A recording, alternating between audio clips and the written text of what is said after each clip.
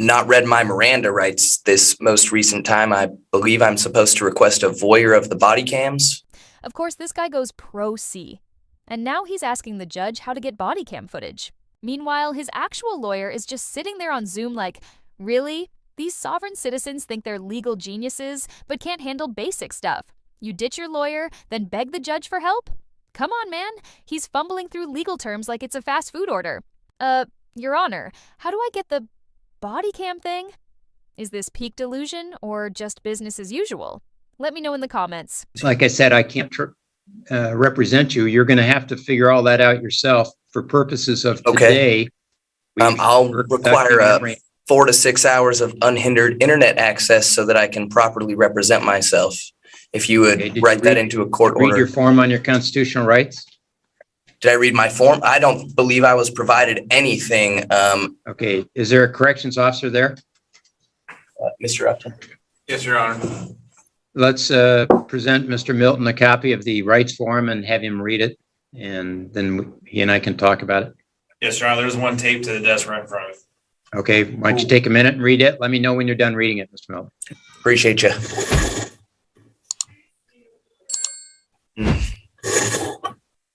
I haven't been Mirandized, so it's hard for me to even start since I can't technically be charged with anything. And there's no victim in this alleged crime. I know. All I'm asking right now is for you to read the rights and tell me that you have done so. All right.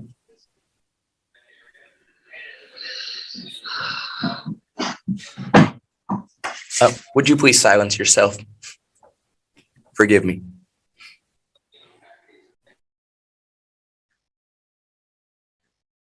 And actually, Ms. Langley, if you'll unmute, because I have some questions for you regarding other cases. I have completed the reading, sir. All right, thank you. I'll talk about that with you in just a moment as soon as I finish this document I'm working on. Thank you. Any question about those rights that are on that form? Not particularly. Okay, thank you. All right, so the question before the court now is whether I'm going to hold you on bail. The city has asked for $500 cash or bond on each case. Just address that issue. Don't address the underlying facts, because to the extent that you do so, any statement you say regarding that can be used against you on these cases. So right now, just address the issue of whether you should be released or not.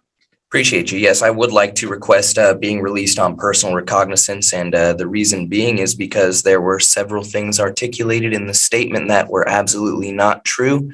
For one, I was not in possession of a cell phone. No worries. I was not in possession of a cell phone, as I had my vehicle, my phone, my computer, my passport, and every physical possession stolen from me last time I was under arrest for defending a senior citizen in this community.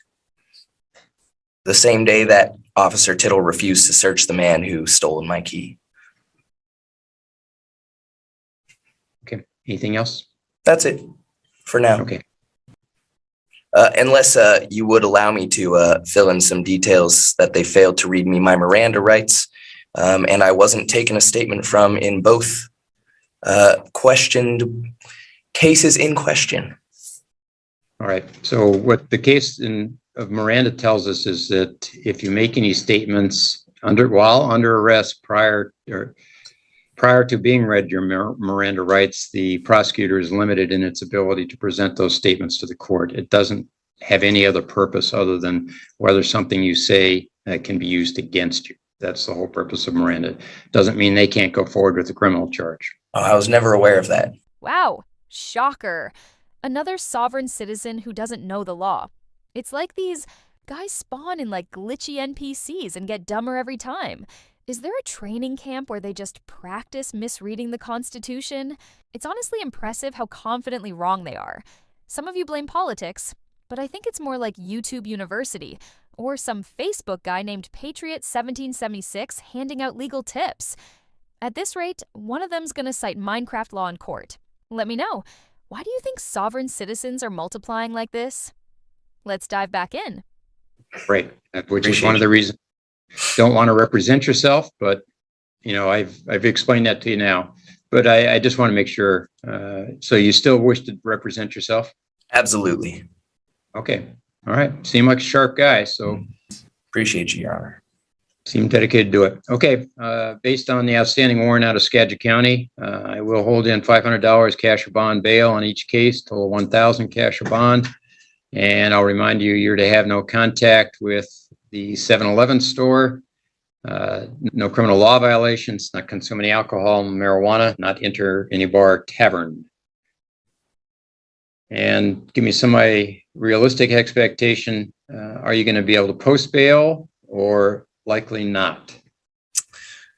You know, if the minimum that I'm allowed to throw on a bail is 300 and I have to bail out for 2 things, then I'm certain I would need to acquire a phone number that I don't have in order to make that happen. And so I would have to say that it may be closer to impossible this time around. Okay. Well, you may know from your history that the bail here is usually 10% of what's ordered. So $50 on each case is what a bonding company would want from you. So just, I don't Cool. know whether that Well, I have changes anything. $100. Isn't that? Okay. All right. Thank you. I will set this for 3 weeks from today at 1:30 in the afternoon. So on Monday, the 24th of April, for what we call a pretrial, Mr. Milton. And at the pretrial hearing, you will have received information from the city prior to that as to any offer to settle the case. Just so you know, you don't have to accept it. But they will be contacting you to give you whatever offer they have. And then you'll tell them, the court at that time, whether you wish to accept the offer and enter whatever arrangement is made, or whether you wish to go to trial. So that'll be what we discuss on the 24th. Awesome. In the meantime, will I be allowed 4 to 6 hours of unhindered internet access so that I can represent myself? Yeah, I do not regulate the jail. So you're going to have to talk to the folks at the jail. If you write it as a court order, I'm certain that they will be more likely to comply than if you don't.